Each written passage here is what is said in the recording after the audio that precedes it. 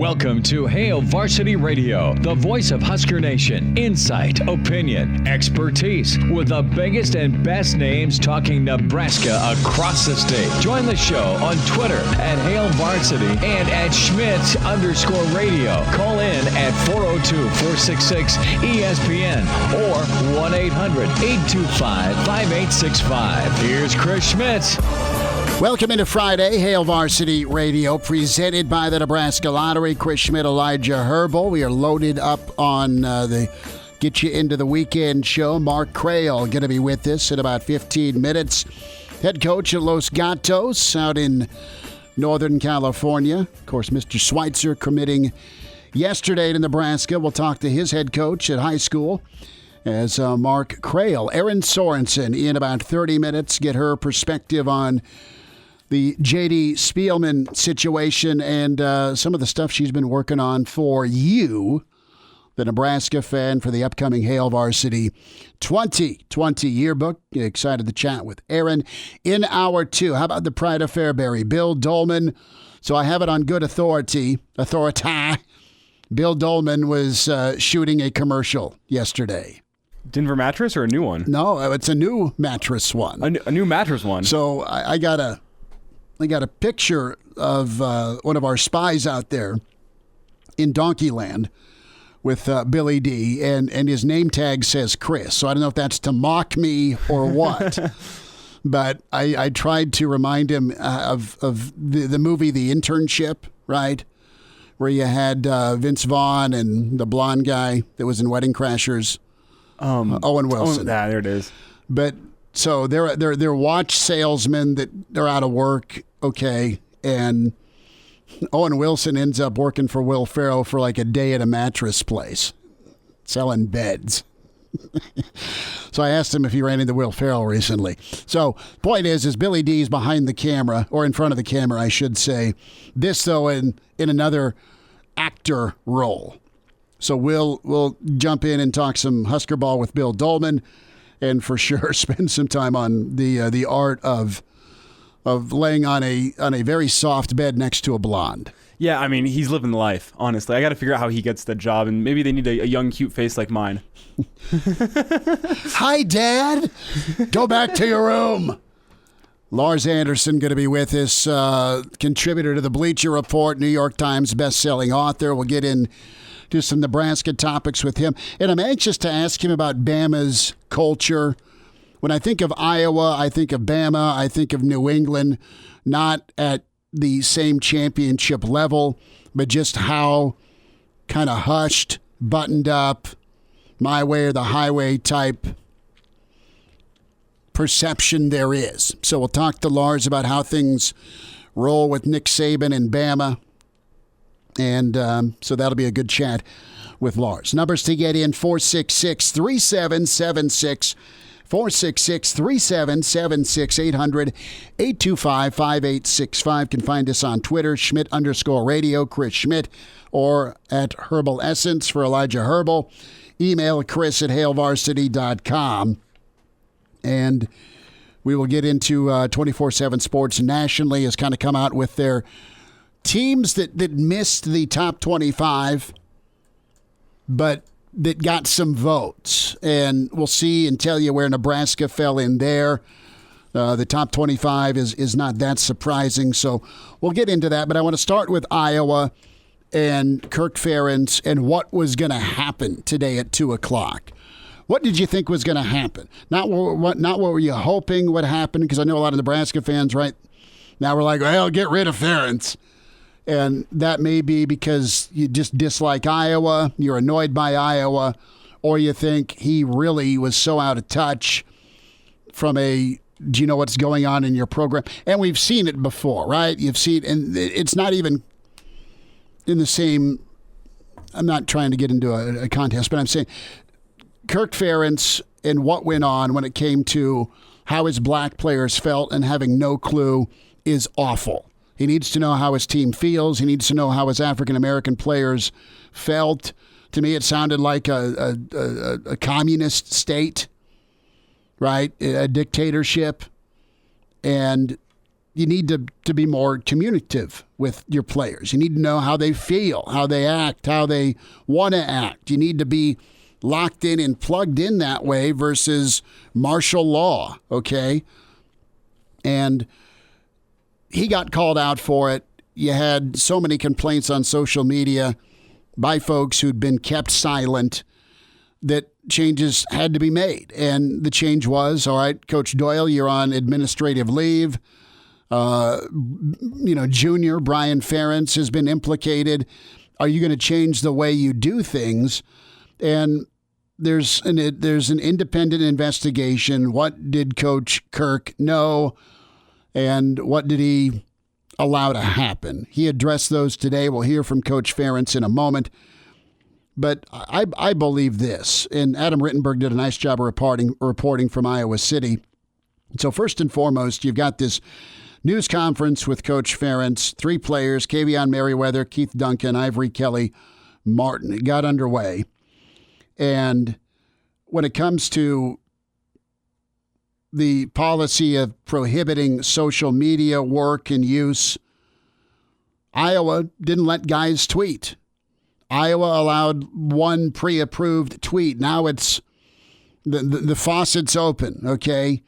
And when it came to prohibiting players from social media, Ferentz said, look, man, that was stupid. I did it in a parental way, trying to protect my guys from what's out there. We saw interaction earlier this week between 3 former Huskers and someone with a Twitter handle.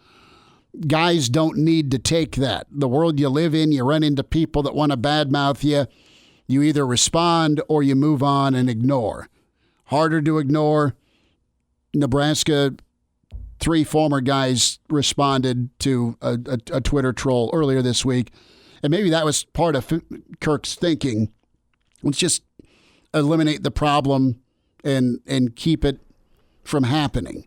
Versus, hey man, you're an 18-year-old to 22-year-old college student. You're a grown-up or trying to become a grown-up through our mentorship. So we don't trust you to tweet. He probably, honestly, when push came to shove, he didn't want to jack with a headache. Mm-hmm. That's it. Don't tell me about parental protection. Well, I don't think he wanted to jerk with it at all. Yeah, and when you think about the world we live in 2020, college athletes need to know social media, especially when they're taking the jump into if they're going pro. You need to know how to use social media for pro sports. And even a lot of jobs nowadays, social media is so important. So I think it's an archaic rule. I'm glad to be hearing that it's going away. Well, it comes down to individual branding. And if the fear is if you open the crack of the individual bigger than the team. I mean, the worst case scenario, slippery slope is, well, someone's not going to do what's best for the team because they're more concerned about themselves as an individual. I get that, but you're dealing with that from the get-go. You just are. Kids are coming out of high school thinking they're the best thing since sliced bread, and you got to get knocked down a peg or several. I think Coach Doyle was probably pretty effective at doing that. But how did he get the results? That's what you got to focus on. How are you getting the production? Is it through insults and belittlement and racial undertones and maybe some flat-out racist behavior? That can't happen. That can't be allowed. So some folks are thinking Coach Kirk Ferentz was done, was going to get blown out. And I said, you know what? I don't think he's going to get fired over this. But I think he's had to really stop in his tracks, and we'll see if he's going to be able to be more flexible. He may do this year and retire.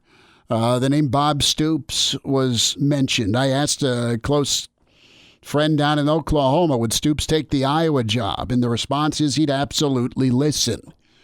Would Coach Norvell? I mean, you started getting down to who's next at Iowa, and whether you like or respect Iowa, that's up to you as a Nebraska fan or a sports fan. I respect the hell out of them because they develop and they get guys to the NFL. Now, are they going to be more 2.0? Are they going to be like the rest of the world? I mean, it's almost kind of like they're their own third world country with how they went about their locker room and what they did and didn't allow players to do. Well, it felt like such a pro sports team, right? with like the pro sports team, when you sign the contract, you have so many rules that they felt like New England. Yeah. I mean, you hear pro players all the time say, oh, I can't do that. It's in my contract. I'm not allowed to go skiing between these months, or I'm not allowed to go on my dirt bike between these months. And I don't think you can scale it down to a college program. College programs are so different than NFL programs. I can see where Kirk Ferentz is coming from, but I can also see why issues have arisen from that policy. You got to change with the times, man, and be more modern. Kelly Martin, the running back, Ivory Kelly Martin, says communication's been the biggest issue in the program, and totally, he says that the feeling was you had to walk on eggshells and you couldn't really be yourself. If you heard something, you couldn't say it. And when it comes to coaching style, Coach Ferentz touched on the fact that they created anxiety and frustration. It isn't patty cake. It's football. It's tough. There's tough love. But how do you push a button? And you can do it by yelling and screaming. That is effective. Some kids respond to that, and some kids can take it. But you got to know who can take it. And there wasn't a two-way street of dialogue saying, look, Coach, I don't really think it's cool if I'm walking off the field and I'm wearing a stocking hat if you ask me if I'm going to rob a liquor store. Brian Ferentz. That's egregious. That's horrific. You can't say that. And you sure as hell can't say that if you're the offensive coordinator or an assistant at a major program. Can't even say that as a joke because it isn't funny. So we'll see. The last part here from Rittenberg, and we'll hear from Ferentz in a moment. The message today about moving forward, better communication, guidance from former players, and a more welcoming environment for current players. Ferentz didn't really address specific allegations, though. He didn't get into the weeds of point by point by point example. So let's hear from Kirk and what he plans to do. He starts off his presser. We don't have a ton of it, but just enough for you when it comes to how the week has been for him, a week in review. As you know, there were serious and troubling comments by many former players about their experience while they're on our team. And it comes at an important time during our nation's history. With what happened to George Floyd and the worldwide reaction to his death, I think it's given all of us a better and deeper understanding of what racism and bias is. And it's already, I think, begun initiative for real change.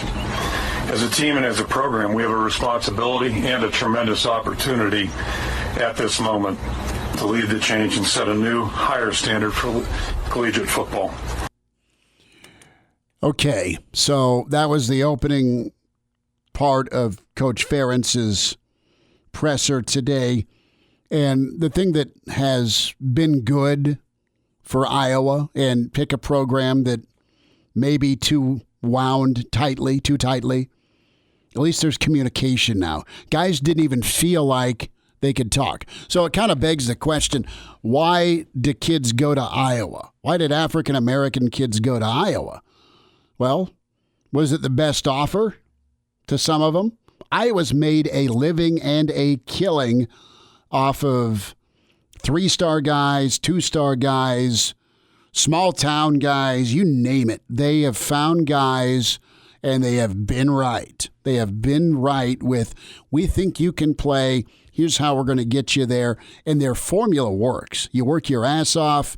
You get bigger and stronger. You buy into the team. All of that isn't wrong. It sounds very Nebraska-esque back in the day and what Nebraska's trying to get to today.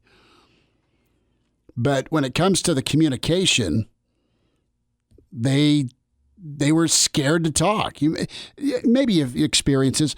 For the longest time, man, and my dad, like, he is imposing, and you didn't want to piss Dad off. But the point of it is as I got older, he was so good about being able to talk. Or if you had a problem, you could go to him. These guys didn't even feel like they could go to their coach, or for sure they steered clear of the strength and conditioning guy because he's just going to browbeat them. And I'm just shocked that they've been as good as long as they have, 5 years. I mean, we talk about that 5-year average win number. How, based on and again, just the few folks and past players, this goes back 11, 12 years. I mean, we're talking some guys from 07 through 09. And Iowa was killing it in the early 2000s, and they've been really good the last 5 years. Were they that miserable? Yet they still performed. So the proof was in the performance where they got built up to a level to have a shot in the league. So they persevered through that, not an ideal situation, zero communication. And their end goal was achieved, and they put up with it. And they're tired of putting up with silence, where they had no voice or no say. Now, there is still a boss. There are still people in charge. There are still adults in the room.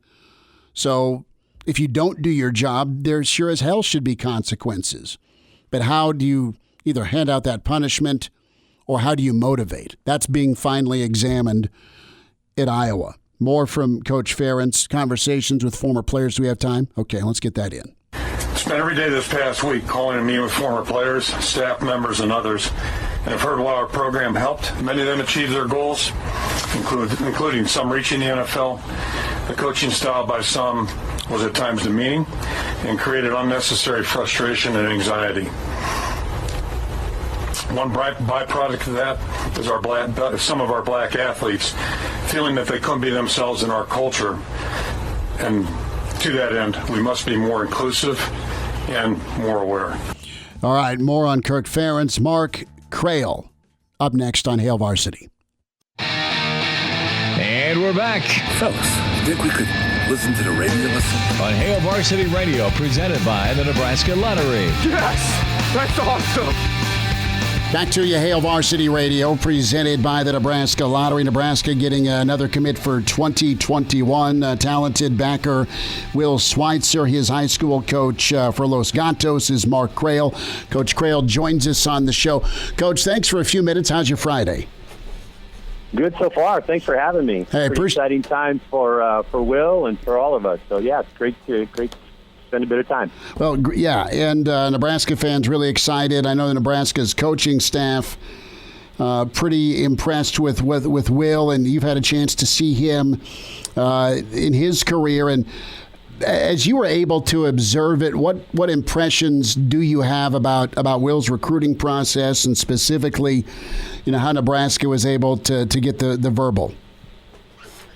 Well, as a player, obviously I've had Will for 3 years and looking forward to this fourth year coming up. Hopefully we get on the field and play some football at some point. But, Will's one of those kids that just loves the game of football. And from his freshman year, we knew he was going to be something special. And he was with us on the varsity as a sophomore, and then obviously again as a junior, and just played really, really well for us. Plays tight end as well as linebacker, so the kid's a long snapper, so the kid's not off the field very often. And, just looking forward, we played Will in the middle of our defense. We were a 4-2-5 kind of scheme, and we wanted Will in the middle of that defense so he could basically run sideline to sideline. And, knowing, though, that projecting out, he's probably going to be more of that hybrid outside linebacker, maybe situational pass rush guy. And so, really excited for the whole process with Will. He's the oldest of three boys, great family. And, was new to all of them. And, there was an offer and then another offer, and then all of a sudden there's 17 or 18 offers. And so there was some navigation to do on that. And, in the end, he let me know, a couple weeks ago that Nebraska was his choice. And I got to be honest, I was kind of surprised by that. But I tell you, the coaching staff did a great job with Will. I mean, he's never even been on campus out there or even, to Lincoln. And so they did a great job there. I know Will's excited.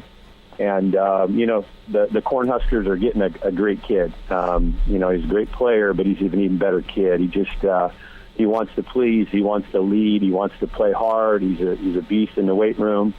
And so, just super excited for him and his future. And I got to say, I'm impressed by Nebraska following. I've had papers calling and now a radio station calling, and I think that's pretty great. So he's headed to a great place. Mark Crail's with us, head coach for Los Gatos, and Will Schweitzer, the newest commit for Nebraska football. I want to go back to something you said is you've had Will for 4 years, and what kind of traits did you see and notice about him, even as far back as his freshman year? What popped about him? Well, first of all, his enthusiasm for the game. And I know that, that phrase is used a lot, but the kid just loves football. From a coach's standpoint, I think he just flashes on film with the speed that he plays. And as you go up from Pop Warner to high school to college, it's always that speed factor that seems to get, greater and greater and greater as you go. And I think one of his biggest assets is that speed that he plays. I mean, he just plays fast, and he's physical, and he's fearless. And so I think that was a big, part of the recruiting process for coaches that were watching his film, because he doesn't take plays off, and he plays super fast. And I think that's one of the things that really, jumps out with Will. Nebraska is trying to get more athletic. They want speed on the field at all positions. And I think the way Coach Frost and his staff have not only evaluated, but then developed relationships just covering the team. I think they've done a really nice job of kind of deep diving on kids, and they want kids who love football. And you're right, that term is thrown around, but from an investment standpoint, it's kind of a one-way street on both sides. They are big on football, and they want kids that feel the same way. A thought here when it comes to your defense and the scheme you have, the 4-2-5. When did you kind of notice? You mentioned the speed, but Will's very versatile for you on defense because he plays in the middle for you, and he can get sideline to sideline. But also, at what point did things pick up for him, or was he always pretty natural with his pass rush ability? I mean, I look at his statistics, and he's just getting the football, but the sacks and the pressures off the edge, I mean, his length seems to be a pretty big asset for him. Right. So going back to his sophomore year, when he joined us on the varsity as a sophomore, he played exclusively at the defensive end spot for us. And that was just a natural spot. And, he puts his hand down and he just goes. And he was so great. But at that point, we had some really solid linebackers in the middle of our defense. So, it allowed us to do that. When we got to his junior year, well, those two guys had graduated. And so, you look around and you say, all right, who are the athletes? Where can we put them to, best suit our defense? And so, we approached Will in the spring of his junior year and said, hey, we're thinking about play on, inside on the weak side. You can still, do some things, run game, play sideline to sideline. Because in high school, as well as I, if you put a kid at a defensive end that's a dominant player, well, teams are going to run the other way, or they're going to check with me at the line and, change the direction or whatever. So, this way we were able to utilize his athleticism, in a way that we thought was beneficial for the team.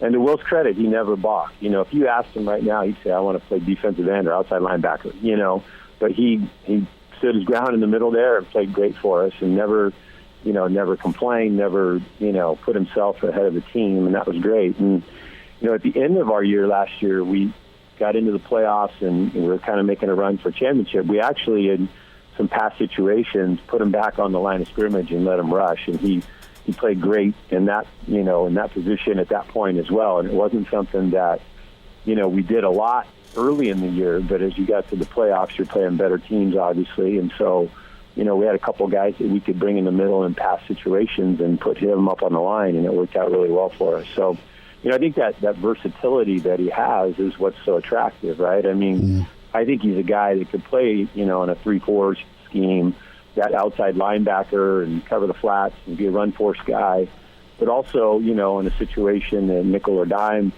be that rush end. And I think that, that was a big part of the attractiveness with Will. When you can do that with a guy and not have to change personnel, that's pretty good, So I think that he's going to bring that to Nebraska football. Couple more minutes. Mark Crail with us, Hail Varsity Radio, head coach at Los Gatos. Will Schweitzer, his player that is part of Nebraska's 2021 class. And, Coach, a thought here. You mentioned the versatility, and you also touched on the leadership. And kind of give me a look-see about Will's personality on the field and Will's personality off the field, how he's able to kind of lead in both instances, and why do you think what's made him such a good leader, and what are a couple of examples of his leadership, if you don't mind? No, not at all. If we start with off the field, the kid's a great student, and if you ask any one of his teachers over the last 3 years, they would say just that, and that he's fun to have in class, that he's articulate, that he participates, And so, that part of it, I'd say he's probably a leader in the classroom as well. If there's a discussion going on in a particular class, he's going to have his hand up. He's going to be taking part in that discussion. And the kid's always smiling. He's a happy kid, which is really fun. Then you get him in the weight room or you get him on the field, and, the good ones have that switch, so to speak, right? And you can just see they go from kind of happy-go-lucky to focused and intense, and I think that's what we see with Will, And if you watch him play, it's infectious the way he runs around, and he's hooting and hollering and having a great time, and celebrating his teammates' big plays, which to me is what a leader does, right? It's not always about them; it's about picking up the teammates when either they've done something really well or maybe when they did something poorly and they need that pat on the back. And so that's the player that Will is, and it's just super fun to coach and to know this kid. It's been a great time. I said to one of the other guys, all the boxes are checked with Will. There's nothing hidden. He's just you're getting a great kid that he's going to play hard. He's going to work hard in the classroom. Never going to be an issue off the field. And I'm happy for Coach Frost and the Huskers. Coach, a thought with Nebraska and Nebraska's brand, and for years Nebraska went to California and still go to California to get kids. They've gone Southern California and they've done Northern California. How's the Nebraska brand as we talk in 2020 in your region and in other parts of California, if you can even answer that? But, how's the Frost Nebraska received out west? Well, it's interesting, because the tradition at Nebraska going all the way back to Coach Osborne has been so great, right? And then, they had some times that weren't great. And then I know when Coach Frost came in, there was just this awesome optimism, and he had a great run, elsewhere. And so they brought him in, and the hopes are high. And I think that, my perspective in California, and I talked to Will about this kind of general dynamic, is you want to go somewhere where the stability of the coaches are intact, right? And I think, again, I'm not right there, but I think from our perspective, I think that Coach Frost there's stability there, and I think he's going to be there, and that's big because, you want to play for the coaches that recruit you. And so I'm very positive. I feel great about the direction that they're going, and I think Will's going to be a real contributor to that. And I mentioned earlier, the coaches did a great job with Will, in a difficult recruiting time, right? I mean, They couldn't come out to meet him personally, and so it was a lot of, conversations, in other ways, and yet they sold him on the program. And I know Will spoke to Coach Frost, on a few occasions and was super impressed with what he had to say. And so I think, the kid's never been out there, but I think he's super excited to get out there and to be a part of it. And so I think he'll do a great job. Mark Crail is with us here, head coach at Los Gatos. Will Schweitzer in for Nebraska at that outside linebacker hybrid spot for 2021. Coach, best to you, and thanks for a few minutes with us. You bet. Good luck to the Huskers. I'm a new fan going forward, let me tell you. Thanks very much. Good stuff from Coach Crail on Will Schweitzer. Good info and insight and a little bit more of a profile on the outside linebacker hybrid for Nebraska. Reminder about drunk driving. Well, first and foremost, don't do it. 1 out of 3 fatal crashes involves an impaired driver. Drunk, buzzed, or high driving, never acceptable. Designate a driver. Pre-select. Be smart. Start the conversation. Who's Driving Home? Brought to you by the Nebraska Department of Highway Safety Office. Aaron Sorensen next. Bill Dolman, Lars Anderson coming up hour 2 with Hail Varsity, presented by the Nebraska Lottery. And now, back to Hail Varsity Radio. Back to it, Hail Varsity Radio, presented by the Nebraska Lottery. Let's say hi to Aaron Sorensen of HailVarsity.com and magazine, at Aaron Sorensen on Twitter.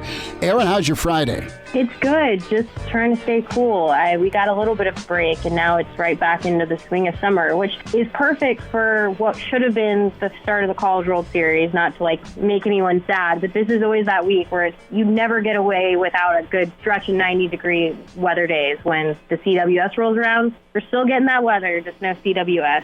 Man, it's disappointing, but it'll be that much better next year, let's hope, right? I hope so, and it'll be such, you think of, especially with the opening ceremonies, you just think of how sweet all of these things when they return are going to be, and just how much more appreciative, I guess. I don't know. It's like sometimes you can take these things for granted. People certainly will not be taking it for granted when it rolls around next year. Aaron, I can't wait to see your work with the yearbook this year. Man on the covers, DiCaprio Bootle. That's your feature story, your cover story. What can folks expect? Give us a little tease here. Yeah, what actually started as, not to give too much away, but when I started talking to him last fall about what ultimately became this feature, it all really originated from a backpack, which sounds kind of odd. He had a backpack that I've been telling him for the better part of a year and a half or so that I really liked. As a result of that, I asked some questions, and those questions led to how he got the backpack, and then the relationships that he's built with current teammates, former teammates, who he is. And it was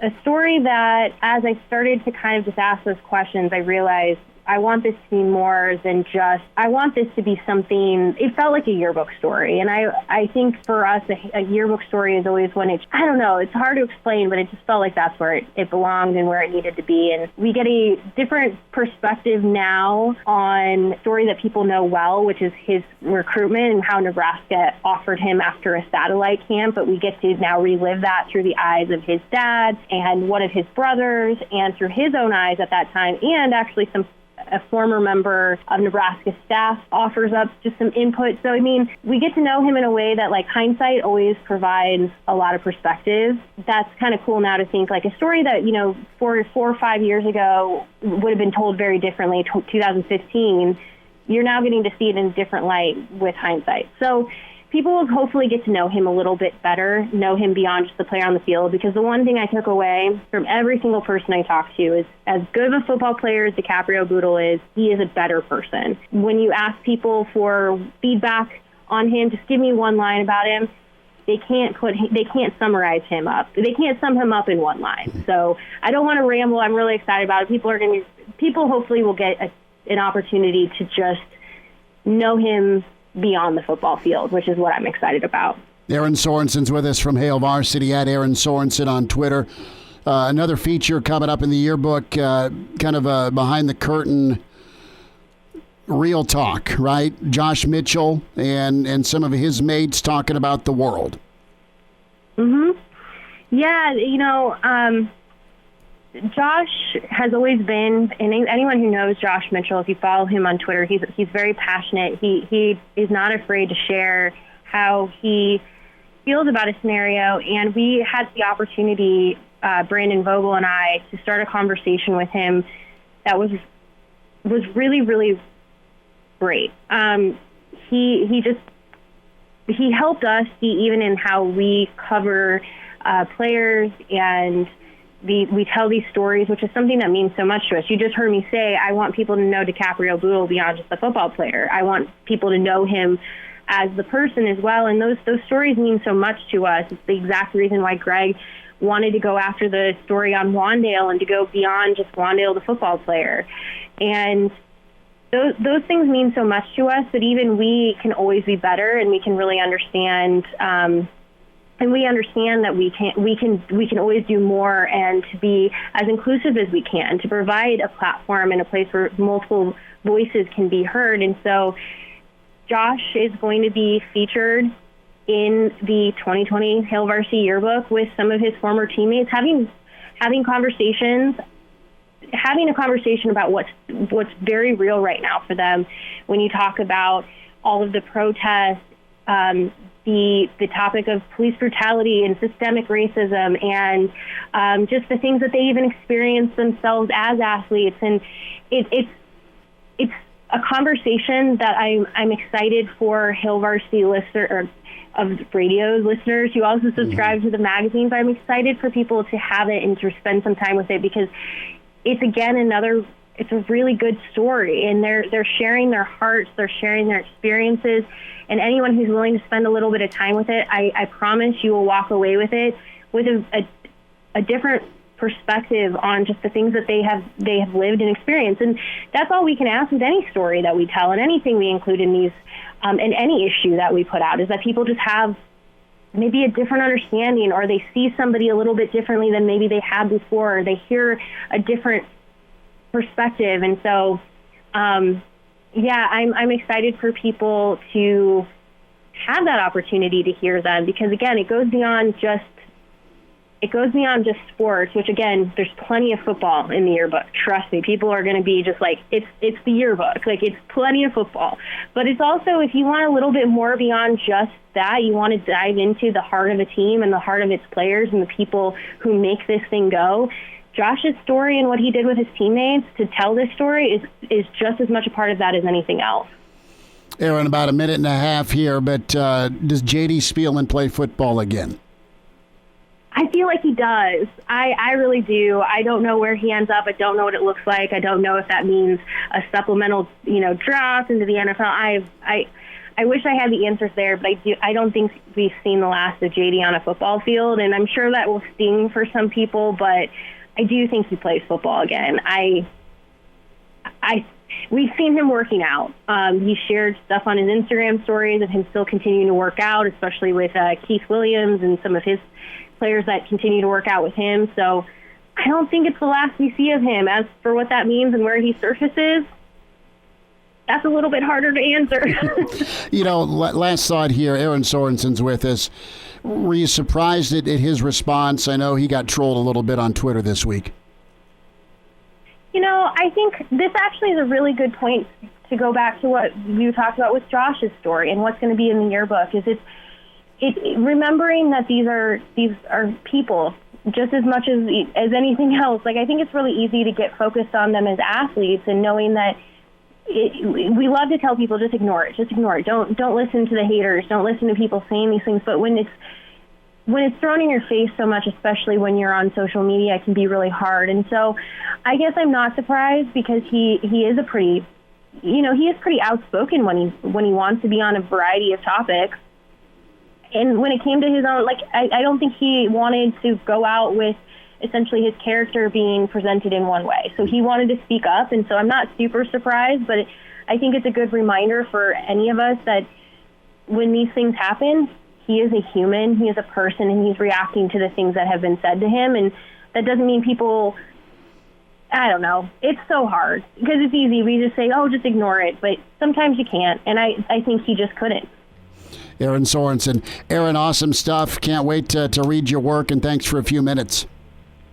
Of course, I'm really excited for people to see this yearbook. Trust me, every story in it is really fantastic. This staff continues to just impress me every single year. They somehow get better every single time. We say, let's challenge to be the best, and they do it. So I'm really excited.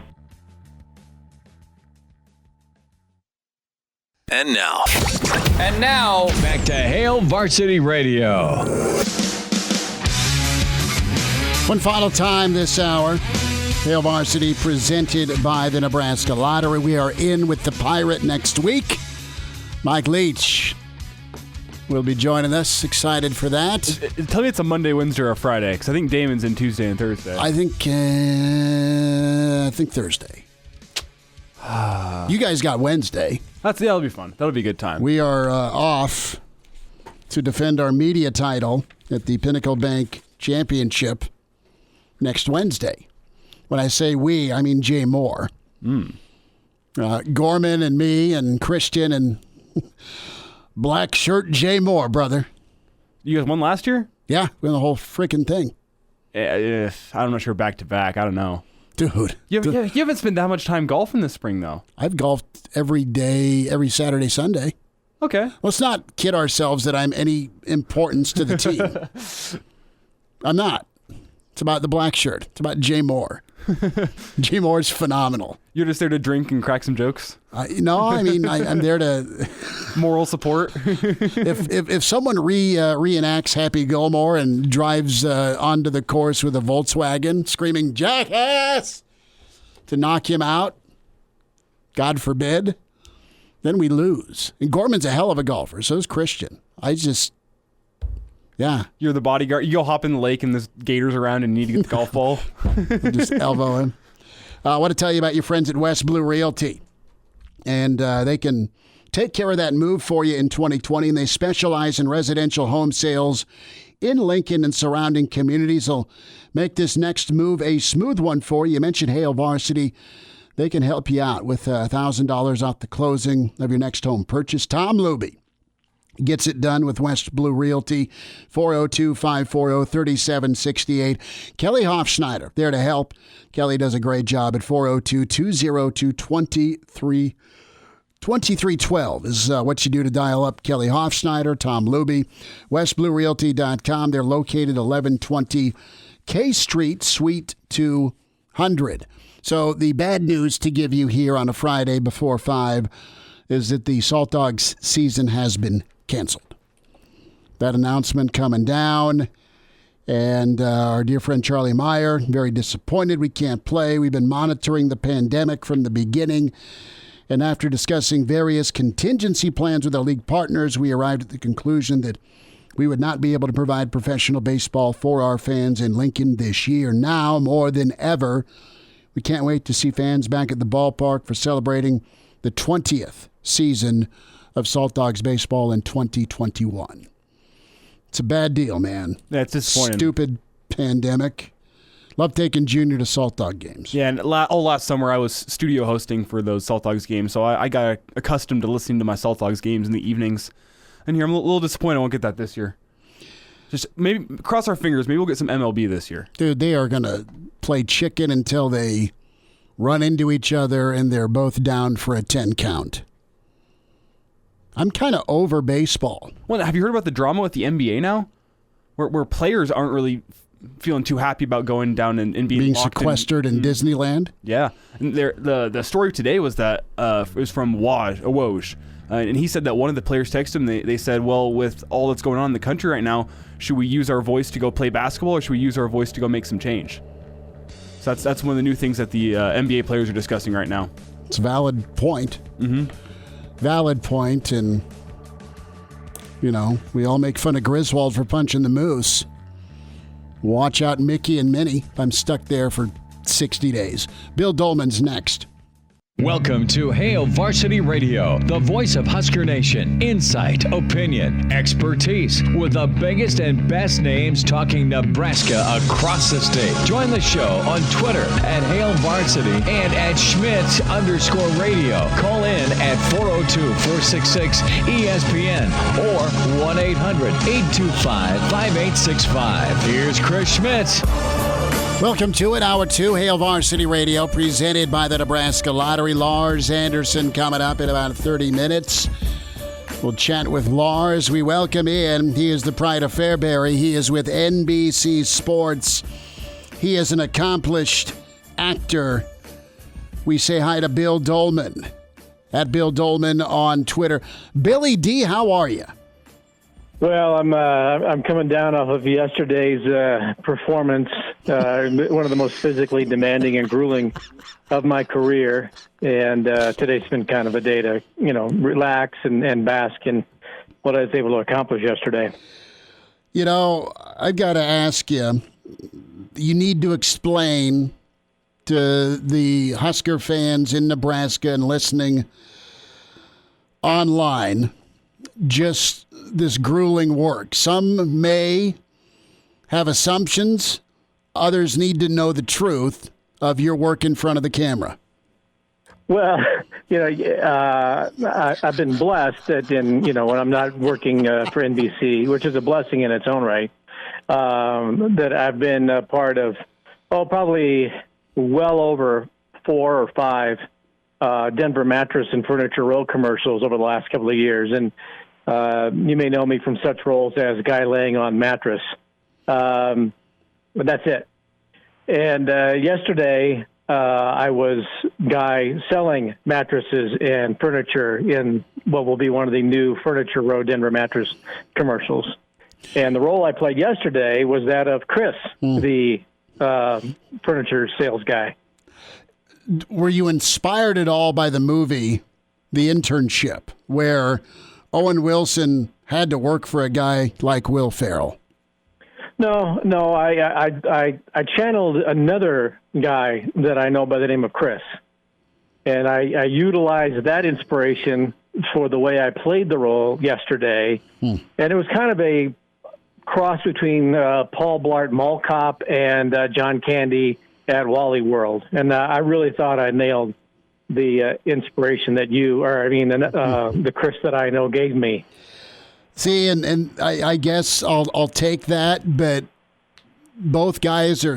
I've been working on my waistline. All right, so I'm not in John Candy mode, early '80s, nor am I Paul Blart roaming around. So you didn't try and mock my Marlboro tones like you usually do when I see you. No, that wasn't really necessary for the role since it was a non-speaking role. Said furniture salesman. I did kind of tap into a little Barney Fife there, but not so much. I love it. Bill Dolman's with us, actor and, of course, sportscaster extraordinaire with NBC Sports at Bill Dolman on Twitter.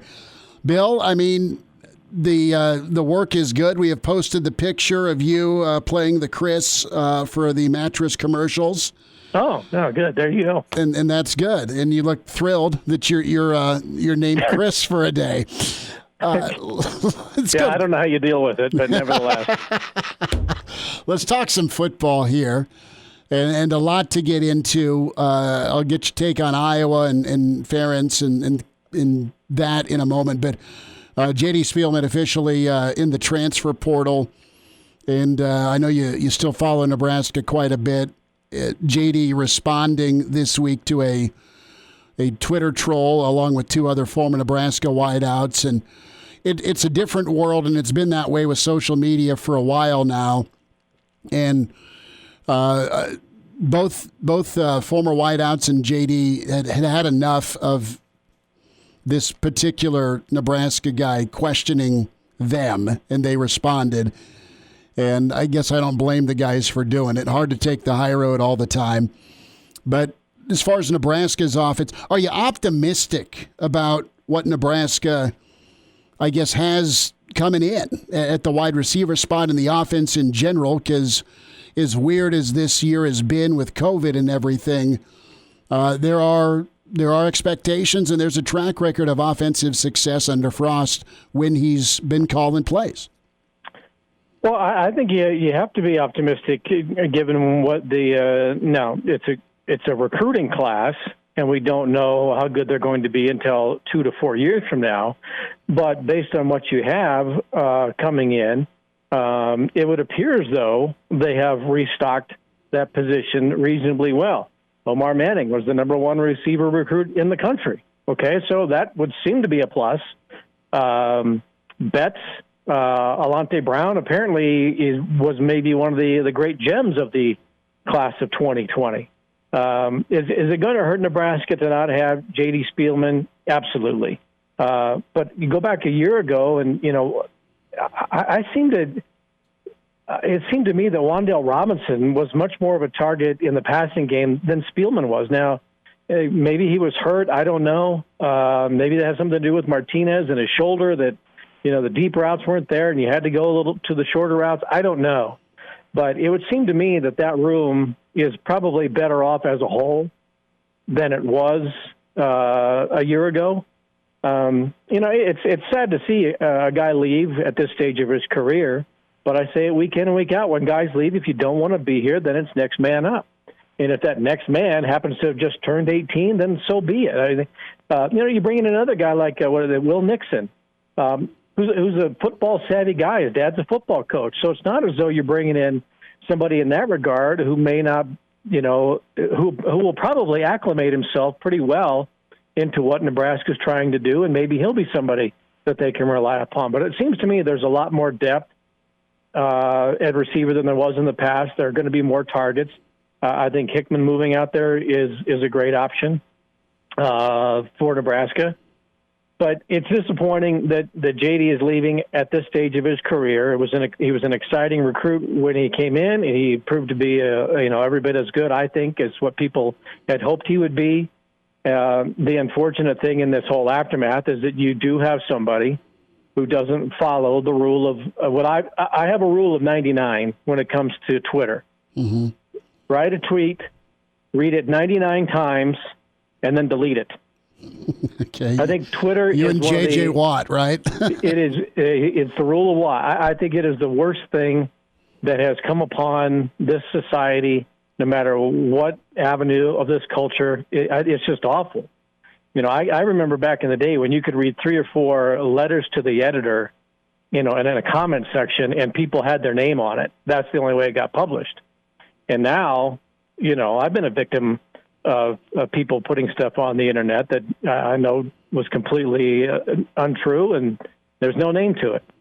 And I just wish that there was people had more sense in the way they use it, and especially when they decide that they're going to target somebody. I don't care if he's a 21-year-old man who's a football player or a 51-year-old guy who's just get off it. My big source, my big plays with Twitter. Catch World Cup Biathlon on NBC Sports Tuesday morning at 3 a.m. Catch Olympic archery. Otherwise, I think it is just one of the worst things that's come upon our society in the last, obviously 13 years now that's been in existence. Bill Dolman's with us, Pride of Fairbury, NBC Sports, Hail Varsity Radio, and accomplished actor joining us here on Friday edition. So I got to ask you about your reaction to what's happened with Iowa. Former players, speaking of Twitter, got vocal on Twitter about their treatment, how they had to walk on eggshells, and it was kind of a silent experience where guys didn't feel like they could be themselves, and the strength and conditioning coach is on leave. Big Brian has been implicated, too, with how he's treated kids and talked to kids of color. And Ferentz had his presser today, and he's got a advisory committee called, and he's going to try and move forward. And I think Kirk's a good coach. Iowa's kind of a no-nonsense, no BS program, but there wasn't a lot of no championships. Right. There wasn't a lot of freedom for guys, so they want more of their voice heard. So that being said, I didn't think he was going to lose his job. That's the head coach. He'll end up changing. What's your reaction to what's gone on this week with Iowa? Well, I was surprised when I read Steve Sipple's column today. Yeah. That was the one that was probably the most illuminating to me because, out here in Colorado where they don't really know anything about football other than the Broncos. So the story's not gotten a ton of play, especially given the climate in our country right now. I'm floored that this has been percolating. It really hasn't even been percolating. It's just been a cultural thing apparently in Iowa for years. Because Chris Doyle has been there for 21. Yeah, I mean he's put guys in the league. So for however long this has been going on, that's what's really surprising to me. Now I think it's healthy. If that's what's going on at Iowa and has been for decades, then it's good that it's come to the fore. It's good that it's being addressed. And again, I read Steve's column today, and I was really, kind of shocked to where that situation is, and as fast as it has progressed to the point where Kurt Ferentz may no longer be at Iowa, no matter how much he hopes to be there or thinks he's going to be there. He may just be whistling into a waterfall right now with all these things that he thinks he's going to do and implement. And I don't want to compare it necessarily to, the whole situation with Joe Paterno at Penn State. But, back when that whole thing with Jerry Sandusky came to the forefront after many, many years, but there was that period of time where you went from, how's this going to affect Joe Paterno to, oh my God, is Joe Paterno going to keep his job? And they, and the guy was like 80 something. Yeah. And they said, well, I'm going to make, changes or whatever. And it became obvious that that's not going to happen. And within, weeks, Paterno's out of a job. And there's a certain feeling to that. And again, I don't want to make a comparison between, the problems at the two institutions. I'm just talking about the expediency of the situation that the coach finds himself in, from an allegation to what are you going to do about it to what are you going to do now? Meaning now that you're gone. And, Paterno gone. And Ferentz, no matter how much he says, I'm addressing it and I'm making these calls and this is what we're going to do, it may not matter. He may be gone. Bill Dolman's with us, Hail Varsity Radio. I think you're right. It's completely apples oranges between Paterno or Tressel or Tressel's another one. Throw in Patino at Louisville. Right.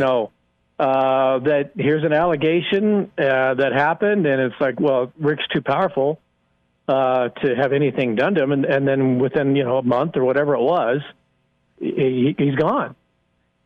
And so I'm just looking at the situation with the coaches from the time an allegation is made to how it ends up and how quickly it does. That in certain aspects, when you're dealing with cultural things like that, cultural problems, maybe nobody is above the law. Now, you can look at the NCAA and college basketball and all that's gone on with the pollution in that sport with Sean Miller and Bill Self and all of these coaches, that violated NCAA rules, and they're just dragging this out for 3 years now.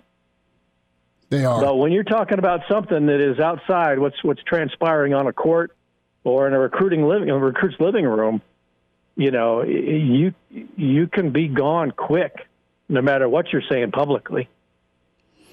You can, and it's all about standing and climate and where you at. And coaches have been shown the door for some serious things. Do guys end up playing for Ferentz? Does his now open door policy, his willingness to communicate, does the guys hold on to that? And does Iowa, are they affected by this negatively, or do they kind of rally and galvanize and have a good 2020? I think this is going to be something that's going to be with them, no matter what happens to Ferentz for this year. If he's gone, you're still going to have some lingering effects. If he stays, it's probably going to be, have a large impact, I think, on what transpires with the program. I think what's critical for him is whatever goodwill and relationships he's built up with all of his players, no matter their background and ethnicity, if there's some goodwill that he can get back from whatever it's been, 26 years, and can get some positive feedback, maybe, which apparently he's been reaching out to former players. But if there's not a universal standing behind him, I think it's going to be very, very difficult. Obviously you think back to the situation, and Nebraska's gone through a lot of turnover with its coaches. But if you go back to the 40 years of Devaney and Osborne, I'm not going to say everything was 100% perfect with the culture at Nebraska, but I think Nebraska tried to do the best by all of its athletes and be fair to everybody. And I think that if coaches had to pick up the phone and get feedback from everybody that played, you would probably get universal feedback that Nebraska was fair and square and treated everybody with respect. Bill Dolman's with us. And if coaches didn't do it, they probably weren't around very long. And again, getting back to the Spielman thing and coaches' relationships, I wonder if him leaving has something to do with Troy Walters no longer being around, and that goes back to the conversation that we've had in the past with. I think it was last week when we talked about Nebraska having some stability now in the program with Scott and coaches who are loyal to him and they've been around together, and the longevity of coaches that were around Coach Osborne for so many years. That longevity on the staff and building relationships, but when Walters goes and you see the impact an assistant coach has on the athletes as to whether or not they're going to stay. Bill, I'm up against it. Brother, thank you for jumping on. That was awesome stuff. Can we get you back Friday? Yeah, absolutely, and thank you again for the inspiration on selling mattresses yesterday. And we're back Fellas, think we could listen to the radio lesson? on Hail Varsity Radio, presented by the Nebraska Lottery. Yes, that's awesome. Back to it, Hail Varsity Radio, presented by the Nebraska Lottery. Let's welcome in Lars Anderson with us. And can find Lars on Twitter at LarsAnderson71. New York Times best-selling author, 10 books and counting. Professor at Alabama and co-host of the Jay Barker Show, Bleacher Report contributor, 20-plus years at SI. Lars, who's in the background there, man? Is that the little man? It is the little man Lincoln, named after my hometown, as you know. And, I took him into the radio show today, decided to have him join me. And I tried to get him belt out a Go Big Red at the end of the show to Jay, and I do it when we do it with Trent Richardson as well. But he instead belted out a Roll Tide. So I'm losing the fight here. I need to get him to Memorial Stadium to a game so he appreciates just how amazing it is. Well, as soon as my kid starts wearing Nebraska red again, I'll expect yours to start wearing Nebraska red again. And, let's start with Nebraska, and we'll kind of get your take on Kirk Ferentz and his presser today and kind of the culture around college football now and how things have changed for the better in the wake of being more aware and socially conscious with how the country's been the last couple of weeks. But with Nebraska, the week started with the official announcement of J.D. Spielman's departure. That's not anything that's earth-shattering from an expectation standpoint. A lot of us didn't think J.D. was coming back, but you see Nebraska from afar. What's it look like to you as far as when Nebraska loses their best guy, at least on paper? I mean, it doesn't look good, I don't know the inner workings of what's going on in the locker room or in the program, or how much the kid loved football and how much he was committed to playing. But just on paper, you've got a player who is 3 years in a row, I believe, 800 yards plus receiving.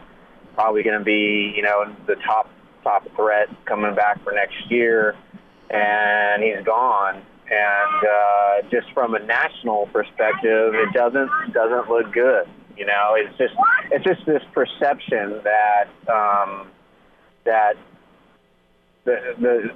Scott Frost doesn't have the program on the rails, right? And Scott hasn't done anything so far to sort of indicate that things are getting turned around and they're getting better. And I know he still needs time, but last year was just wildly disappointing. And now just this news, so it's kind of just comes out of nowhere, right? At least, again, I'm in Birmingham, Alabama. I'm not there every day like you are, Chris. So it just it was a bit of a head scratcher, and I heard from a couple national college football writers who I'm friends with, and they're just like, man, more evidence that Scott's got some problems. But I don't know if that's accurate or not, but that's just what some national writers are saying. And that's a look from a national perspective. I think this year for Nebraska could be really good. Will it show with 9 wins, with 8 wins? I don't know. Based on their schedule, it's pretty tough close. I think they're going to be better, and I think there's more guys that are in that are going to be contributing that are probably all in versus maybe halfway in, halfway out. And again, JD never spoke to anybody, so I think his on-field play was phenomenal. I think he is a tough dude. but you need more than JD as well. They recruited. They ended up signing the number 2 receiver core group in the country if you look at recruiting numbers. So there's some talent there. Despite COVID, everyone's kind of playing behind the 8 ball, so to speak, with the development. Now, I think Nebraska will surprise this year, not necessarily with a win total, but I think with a 4-quarter effort that Nebraska lost a lot of games the last 2 years that they could have won. I think you'll see that flip. I think you're seeing more progress. You'll see more progress towards what's maybe expected a season ago. That's kind of where I'm at. I'm hearing good things about what they've got in the cupboard. Well, yeah, I don't know. Been hearing that for a couple years. Sure. I don't know, Chris. And at some point, it's just like put up or shut up. Nope. Yep. You need on-field performance for sure. They definitely do, and they need their quarterback to play at a much higher level than he did last year. Totally agree. And I think that's the key for everything. And not really sure why he regressed last year. He was one of in the top. Adrian Martinez was the top 5 mentioned into the Heisman candidate. A local radio show guy here who's really well known in Alabama thought Nebraska was going to be a surprise team of the country and sneak up and win the Big Ten, and Adrian Martinez was going to win a Heisman Trophy. And Nebraska came a little bit short of that. And I think people are starting to question. I hate to say it, but people are starting to question Scott Frost and his ability to build a program, just because you see, especially where I live here in Alabama, in year 2, Nick Saban had his team, but in the ACC championship. In year 3, he won the national championship, largely with Mike Shula's players. And I know that sort of turnaround doesn't happen, that is super rare. Mm-hmm. But it really was mentality, right? And I've talked to Greg McElroy, who was the quarterback on that 2009 national championship team, many times, and it was just it was a mindset, and it was just a toughness that was grilled into them by Nick, and that's why he was able to change things around so quickly. And you got to remember, he wasn't hired until January 1 or 2, and he was able to put together a decent recruiting class his first year. But he basically did he won that first national championship, got to that first SEC championship game with Mike Shula's players, to a team that had gone, I think, 6 and 7 the year before. And so, when I talk to my friends about Nebraska, they just don't understand why Frost can't pull a Saban. And I understand, I get it, that very few can. But, I would certainly label Scott's first 2 years as a huge disappointment. Lars Anderson's with us, Hail Varsity Radio at Lars Anderson 71. Let's talk Saban, and in the wake of what's kind of gone on at Iowa, a lot of social media outrage beginning of the week, former players being very vocal about how they felt they were treated and how they had to act while they were at Iowa. And I look at Saban and Ferentz, and they were on the same staff with Belichick at Cleveland. I look at this New England tree, right, just as far as how the Patriots are run, how kind of buttoned down Bama is, how buttoned down Iowa has been.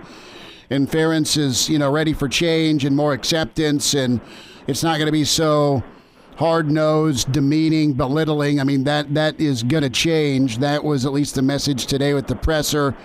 And more communication. How is the culture specifically at Alabama? Yes, they win.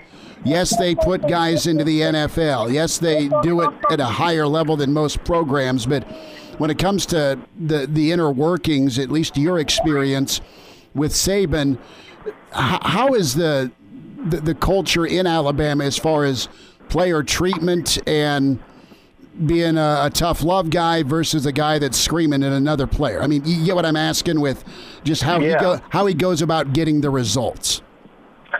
Well, I think it was last week. It was Dominique Foxworth on ESPN really criticized Saban for the statement he put out in wake of everything that had happened. And, Saban used a quote from Martin Luther King Jr., and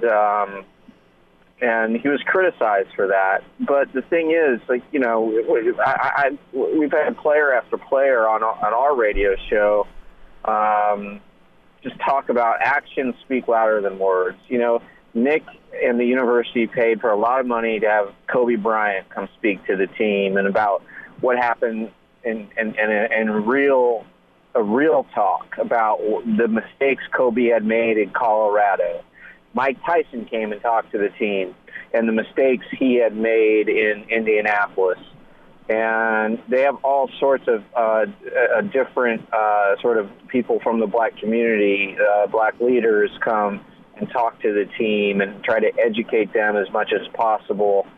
And, again, one of my partners is Trent Richardson, who considers Nick like a second father. And, Nick is more about the deeds and not the words. And so, he comes from that also, like, Bear Bryant's big thing was, when you are hard on them on the field, but then you hug them on the way out. You hug them in the locker room. And that's what Bruce Arians, who I wrote a book with, BA was on Bear Bryant's last staff, and he always says, coach them hard, hug them harder.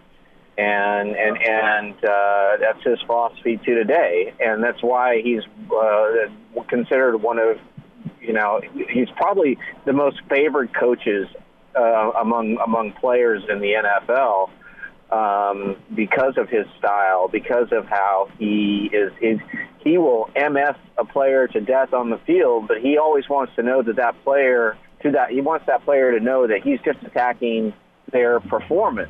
Has nothing to do with their personality, their character, who they are as a person. It just has to do, like, we are coaching football here, and we're going to correct whatever mistakes are happening.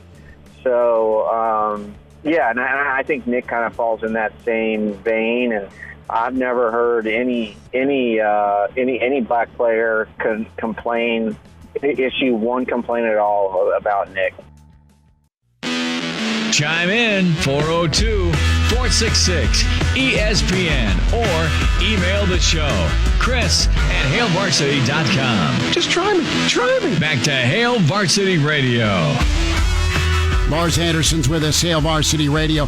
Lars, a couple of minutes here on NASCAR and their decision to stop allowing the Confederate flag to be flown. That includes when fans resume attending races. You covered NASCAR, the premier writer for NASCAR for 15 years for Sports Illustrated. And, I mean, kind of the height and peak of NASCAR. What's your reaction, and how will it go over to the NASCAR fan base? My first reaction is it's about damn time. I mean, it's ridiculous. Like, I always felt queasy going to races with my friends of color and seeing these Confederate flags. I mean, it didn't make me feel good to see that. To me, the Confederate flag represents hatred, bigotry, racism, everything that is bad. And again, I'm not a Southerner, and I get, I've lived down in Alabama long enough that there's this whole crowd that says it's heritage, not hate. Well, BS. You talk to my buddy Trent Richardson. You talk to other Black Americans, and you ask them how that flag makes them feel. That flag was representative of pro-slavery and people literally who held the American flag, and if you flew the Confederate flag, you tried to kill people holding the American flag. All right, so it's about time, and thank goodness for Bubba Wallace, who I did a long story on for Bleacher Report, and he just finally was like, enough is enough. And so he came out and was very outspoken, appearing on several national shows, and that put the heat on NASCAR. And suddenly this debate that has been going on for 15, 20 years, man, they resolved it in about a day, And it's really amazing. It's really amazing just the change that one athlete can affect on a sport, and that's what Bubba Wallace did. And I mean, hey, if it alienates fans, some hardcore racist fans, then I say adios. NASCAR's got enough problems as is. I mean, their attendance is down over 50% in the last 8 years. TV is down even more than that. I mean, they've made every single possible wrong decision that you could think of in terms of managing that sport over the last decade or so, when it looked like maybe it could take over baseball for the sort of third most popular sport in the country. And so I think this is going to, overall, it will be good for the sport. They might lose a fan here or there. There was a truck series driver who said that he's not going to race anymore because the Confederate flag won't be allowed at races anymore. But I'd say don't let the door hit you too fast in the behind. They're just again, it's about time NASCAR joined the 21st century. Lars Anderson with us, Hail Varsity Radio at Lars Anderson 71, co-host Jay Barker Show, and New York Times best-selling author 5 times over, professor at Alabama, native Nebraskan, and contributor to Bleacher Report. Lars, it was fun to get caught up, man. We'll do this again sooner rather than later, and we'll talk some more ball, man. Always appreciate chatting with you.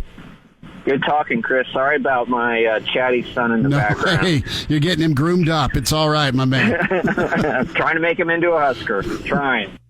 Good stuff from Lars Anderson. You heard a little Lincoln in the background there chirping. That was good. And, kind of some prove-it thoughts down in SEC country where Lars is at. Listen, and Lars did a great job of kind of laying out what Saban inherited at Alabama. Alabama's always had talent, okay?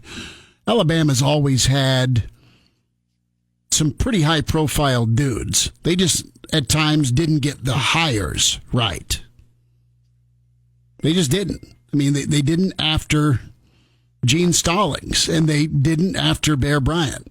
I mean, pretty clear. Did that time before Nick Saban remind you of the time we have right now with USC? USC's getting great players every single year, it seems like, until last year. But they didn't seem to have the coaches that could develop the talent. I mean, is that similar to Bama? Here's the thing: the expectation at an SC or at an Alabama is you're going to get dudes at a further ahead starting point where they can come in and ball. All right, because you're Alabama, you're USC. And, I look at some of those SC teams where, Leinart was I think he was a redshirt sophomore. That sound right? The year that they won the title? No, the year, his starting year. Oh. But they won it in 04. Mm-hmm. They won it in 04. And he wasn't even the highest profile quarterback that they brought in. But Reggie Bush maybe saw some time, but didn't start as a freshman. Lendale White didn't start as a freshman, okay? Listen, and I know you're sick of hearing this as a Nebraska fan, but Lars talked about the toughness that Bama kind of had to develop. You had the talent. You didn't necessarily have the toughness. I think you're working on getting a team full of tough dudes. Now into year 3, that's more and more in lockstep with the staff and the head coach. I mean, if the last 2 years have shown us anything, it's that Scott Frost has had to develop the talent and the toughness. Yeah, you've not been just loaded with excessive amounts of talent. And we won't know because you've had some attrition of that talent. And it's also a style. What you can recruit and did get here in Lincoln under the Riley era, I think could probably win a lot of ball games in the Pac-12. Not so much in the Big Ten. I mean, it is stylistic. It just is.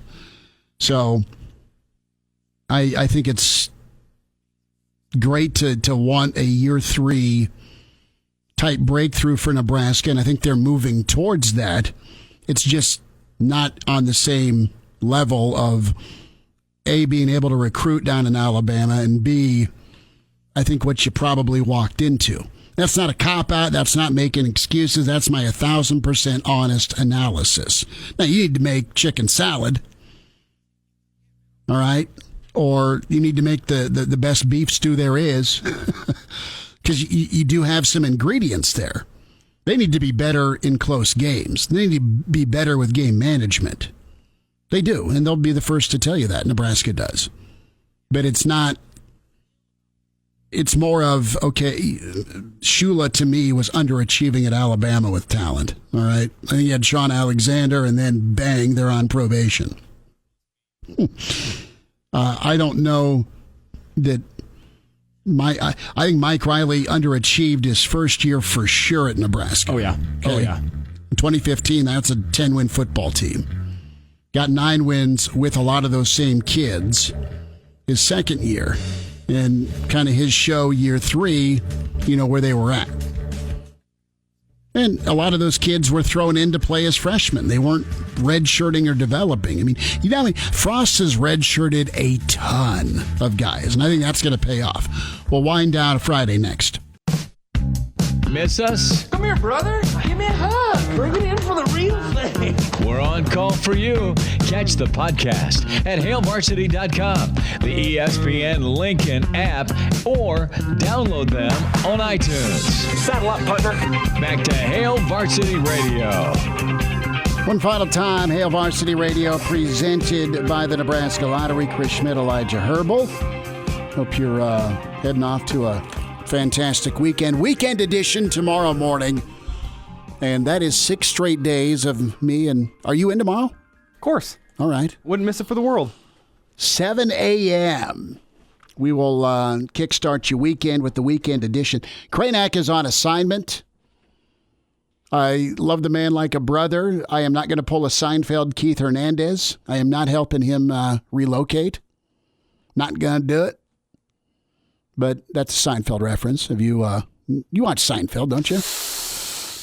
Caught a couple episodes here and there. So what you need to do, have you seen Goodfellas yet? I've seen Goodfellas. What's the movie you haven't seen that I can't believe? Oh, what was it? It was Conan the Barbarian, wasn't it? Yeah, right. That's still an issue. I saw that one on Amazon one day. It was like I had the option to watch it for free, and I went on to a different movie. Maybe that's this weekend. Probably not. But no, maybe. don't waste your time with Spotify's this weekend. Yeah, right. Spotify's been on the to-do list since 2019. It's okay. Check the podcast out, though. That'll get posted at HailVarsity.com. Get to iTunes. And, of course, Elijah does a great job of posting up the on-demand. Great conversation, 2-parter with Lars Anderson. And Lars spent 15 years the premier writer in the country for NASCAR, and some great takes on finally the Confederacy flag going goodbye. Lars, also some thoughts on Frost and Nebraska. Mark Crail is the coach at Los Gatos. He is Will Schweitzer's head football coach. So we chatted with him. Bill Dolman, phenomenal as always. Bill is going to make that. This sounds horrid, but all the time he's spent in front of the camera on the mattress will pay off. Billy D, slinging some mattresses and doing sports. Good thoughts from Billy D on Nebraska. And really enjoyed catching up with Aaron Sorensen. So we'll figure out who the rewind is tomorrow. A lot of candidates this week. And tomorrow, Brandon Vogel and our old boy Sharpie. And then we'll be back at you Monday. Pretty fired up about Monday because Mike Riley will be with us, our friend from the Chicago Tribune. So it's Mike Riley, but no, not that Mike Riley. Not that Mike Riley. This is Mike Riley from the Average Joe Sports Show Mafia days about 15 years ago with Billy D. And Riles covered the Cubs during and around the home run chase. So we're going to spend a lot of time on the Sosa McGuire. Coach McBride will be with us. So that is all good. And plenty for you tomorrow. Plans tonight? What do you got going? I'm not asking you to do anything. I'm just, what do you got locked in? I don't think much. Might finish up the last episode of The Last Kingdom. We've been waiting on it, me and my roommate.